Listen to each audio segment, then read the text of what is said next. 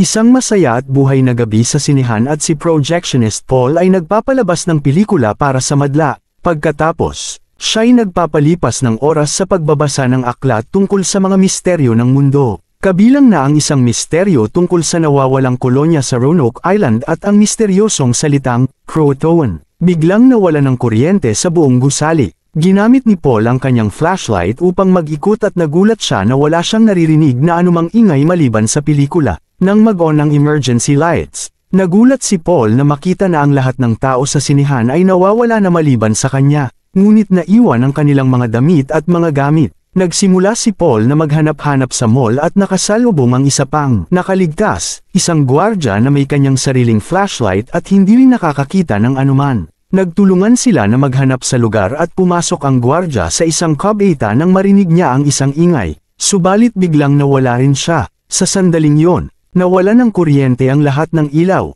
at nakita ni Paul ang isang anino na pamapalo sa kanya. Samantala, si Rosemary ay naghahanap-hanap sa ospital gamit ang flashlight na hinahanap ang iba pang nakaligtas. Pareho ang sitwasyon dito, lahat ay madilim at ang mga tao ay nawawala. Nang makarating siya sa operating room, labis siyang nababahala na makita ang isang lalaki na iniwan sa gitna ng kanyang operasyon at ngayon ay humihingi ng tulong. Biglang nawala ang emergency lights at nadulas si Rosemary na nawala ang kanyang flashlight. Ngunit matapos itong kunin muli, natuklasan niya na wala na rin ang lalaki. Pagkatapos, si Rosemary ay nagsisimulang tumawag para sa kanyang nawawalang anak. Kinabukasan, si Luke, isang news anchor, ay nagising at pinatay ang mga kandila na iniwan ng kanyang kasintahan noong gabi. Siya'y nagulat na wala ito sa paligid, subalit nagpapatuloy pa rin ang kanyang araw tulad ng dati. Hindi namamalayan ang mga anino na kumikilos sa mga sulok, hindi gumagana ang TV at kanyang telepono, at may tubig sa harap ng ref. Ngunit hindi ito napagtutuunan ng pansin ni Luke. Hindi rin gumagana ang elevator at may mga damit sa sahig. Ngunit hindi rin ito napansin ni Luke. Nang makarating siya sa reception, napagtanto niya na wala na ang gwardya, subalit kinuha lamang niya ang isang pahayagan at umalis. Sa kanyang pag-alis, napagtanto ni Luke na ang mga pahayagan ay mula pa kahapon. Hindi siya nagkaroon ng kamalayan nito hanggang siya'y sumakay sa mga salamin ng isang tao at natuklasan ang buong syudad ay abandonado. May mga iniwang sasakyan at mga damit sa lahat ng dako. Biglang may eroplano na bumagsak sa kalsada, nagpapahiwatig kung gaano ito kahalaga. Desperado sa mga kasagutan, nagmamadali si Luke sa kanyang opisina. Hindi pa rin napapansin ang mga anino na kumikilos sa mga pader. Kinikilatis niya ang bawat kwarto ngunit walang natagpuan. At lahat ng mga radyo ay walang battery. Sa isang lalagyan, natagpuan niya ang isang larawan niya kasama ang kanyang dating asawa. Subalit sa oras na yun napagtanto niyang ang mga anino ay kumikilos at sinundan ito. Iniwan ang larawan na agad na natambakan ng kadiliman. 42 oras mamaya, si Luke ay tumatakbo sa madilim na mga kalsada na puno ng mga flashlight. Nitong mga nakaraang araw, natutunan niya kung paano manatiling malayo ang mga anino mula sa kanya, at ngayon ay sumasalaksak mula sa isang sasakyan patungo sa isa pang sasakyan na gumagana ngunit wala siyang kagamitan. Nadala si Luke at naguhumiyaw sa kanyang galit nang makita niyang natapak ang salamin ng isa. Sa oras na yon ay narealize na niya na ang buong syudad ay abandonado. May mga iniwang sasakyan at mga damit sa lahat ng dako. Bigla siyang napagtanto nang madampat niya ang salitang Croatoan na nakasulat sa isang tulay, kaya't muling pinag-isipan niya ang mga bagay. Sa pagitan ng mga ito, si James ay nahahagip sa lansangan na puno ng kadiliman. Pagkatapos ay bumagsak siya sa kalsadang puno ng kadiliman at hindi niya na-manage ang mga sasakyan na may ilaw na gumagana na walang kapakinabangan. Lubos na nadala si James, kaya't nagpa siya itong magpahinga sa isang sasakyan at ginawa niyang siguradong nakalock ang pinto. Sa sandaling yon, may isang lalaki na nagsisimulang kumatok sa bintana upang hingi ng ilaw dahil ang kanyang lighter ay halos nauubusan na. Ngunit tumanggi si Luke na tulungan siya. Napagtanto ang lalaki sa mga kumikilos na anino, at sinubukan nitong lumayo. Ngunit nauubusan na rin siya ng ilaw at kinuha na rin siya ng kadiliman. Pagkatapos, lumabas si Luke at nagsimulang mag-ipon ng anumang kagamitan na natagpuan. Hindi alam na may isang Brianna na sumusubaybay sa kanya mula sa malayo. Sa huli, natagpuan ni Luke ang isang truck na may natitirang ilaw, ngunit sayang, hindi ito sapat upang gawin itong mag-ikot. Pagkatapos ay naghanap siya ng mga kagamitan sa paligid. Hindi alam na binabantayan siya ni Brianna mula sa malayo. Sa wakas ay natagpuan ni Luke ang isang truck na mayroon pang ilaw, ngunit sa kasamaang palad hindi ito sapat upang gawing gumana ang sasakyan. Pagkatapos, siya'y tumingin sa paligid ng truck para sa mga kagamitan at natagpuan ang isang baril na kanyang dinala. Bigla siyang narinig ang isang ingay at nagsimulang tumakbo papunta dito, at natuklasan niyang ito'y musika mula sa isang pub na may ilaw pa rin. Pagpasok niya, natuklasan niyang wala rin dito. Kaya't kinuha niya lahat ng mga battery na natagpuan at uminom habang tinitingnan ang kanyang lumang singsing ng kasal. Sa oras na yon, biglang nagsimula ang mga ilaw na mag-fluctuate, kaya't pumunta si Luke sa basement at natagpuan ang isang generator na nagbibigay buhay sa kuryente sa pub. Kanyang siniguradong maayos ang generator bago maglibot, subalit bigla niyang natagpuan ang sarili na itinutok ni James ang kanyang baril at ang kanyang shotgun. Pinatapon ni James si Luke ang baril bago siya inakyat sa itaas, kung saan sinubukan ni Luke tapusin ang kanyang inumin at nagdulot ito ng isang babala na putukan. Galit na nagwala si Luke sa kanya, ngunit naramdaman niya na si James ay hindi kayang pumatay ng kahit na sino at subukang makipag-usap ng maayos sa bata sa halip. Pinuna ni Luke na hindi sila nakakita ng ibang tao sa mga nakaraang araw kaya dapat silang magtulungan at uminom. Isinisiwalat ni James na kinilala niya si Luke mula sa TV at ang kanyang ina ay taga-pub na bartender. Siya'y naghintay sa kanya mula nang siya'y umalis upang suriin ang simbahan dahil may isang lalaki na nagsabi na nakakita ng ilaw roon bago siya nawala.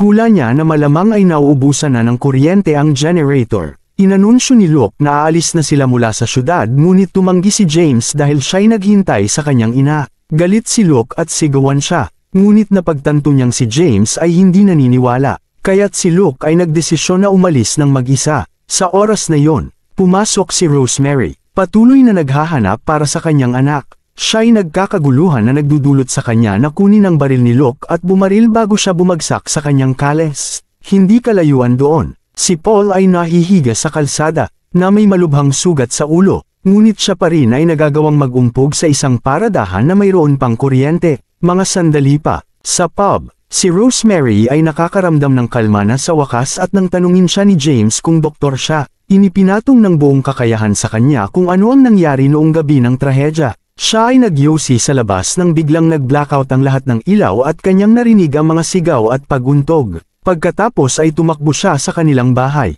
at natuklasan na ang yaya at kanyang anak ay nawala rin. Inilahad ni Rosemary na ang ama ng sanggol ay umiinom sa pub na ito, kaya't siya'y pumunta upang suriin kung may dinala itong sanggol. Bigla silang narinig na may ingay at lumabas sila upang makita si Paul na sumisigaw sa malayo. Una ay tumanggi si Luke na tulungan siya, ngunit nang pilitin ito ni na Rosemary at James na gawin ang tama, si Luke ay nagpasya na sumama sa kanila. Sa flashlight sa kanyang kamay, si Luke ay tumakbo kay Paul habang hindi niya pinapansin ang mga anino na kumikilos sa paligid. Nang makarating sila sa paradahan ng bus, agad siyang kinuha si Paul, ngunit ang kanyang flashlight ay hindi na gumagana. Ang mga anino ay pumapalapit na sa kanila, kaya't ginamit ni Luke ang isang sparkler at kinuha si Paul upang tumakbo pabalik sa pub. Samantala, inaakala ni James na naririnig niya ang kanyang ina at nais siyang lumabas. Ngunit itinigil siya ni Rosemary bago niya pa maisara ang pinto sa mga anino. Sa kalsada, si Luke ay natamba at nasugatan ang kanyang bukong-bukong.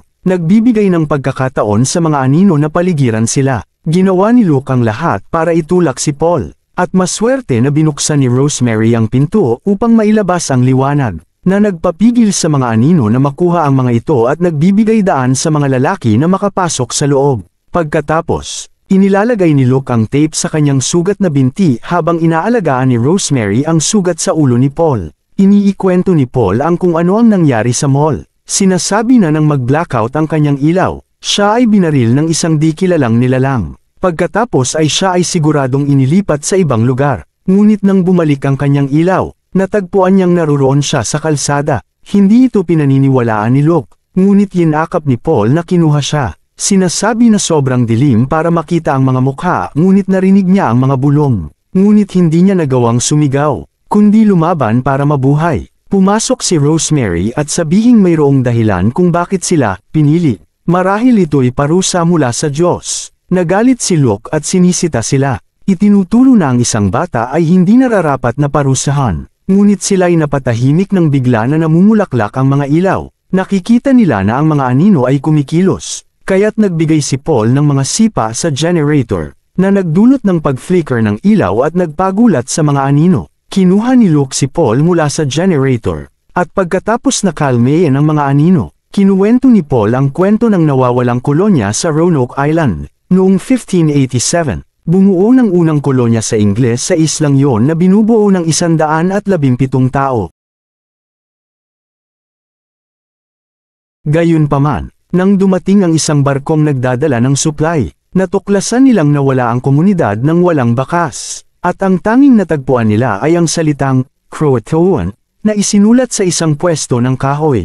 Wala ang alam kung ano ito, ngunit iniisip ni Paul na ito ay isang babala na natanggap ng kolonya bago sila mabura. Bigla na lang nahulog si Paul dahil sa sobrang sakit sa kanyang ulo, kaya't kanilang dinala siya sa billiard table na ikinukondisyon ni Rosemary. Pumunta si Luke sa bar para kumuha ng yelo, ngunit siya ay nadadala rin ng kalungkutan at nagsimulang umiyak ng kunin ang kanyang lumang singsing ng kasal at maalala ang nangyari noong araw ng trahedya. Habang sinusundan niya ang anino ay pumasok siya sa main stage at bumalik ang kuryente, na nagdulot ng pagkilos ng mga kamera. Tinimbang ni Luke ang mga tape ng huling newscasts, na pinutol ng mga anino. Ito'y nasilip sa kamera at kinailangan niyang panoorin ang kanyang girlfriend na nawala. Lahat ng iba pang recording ng show ay dumaan sa parehong bagay, at may misteryosong anino na lumitaw sa mga screen. Nakatanggap ng live transmission ang isa sa mga TV mula sa isang reporter sa Chicago, na nagsasabing narinig niya ang boses ng kanyang yumao niyang kapatid na tumatawag sa kanya mula sa kadiliman.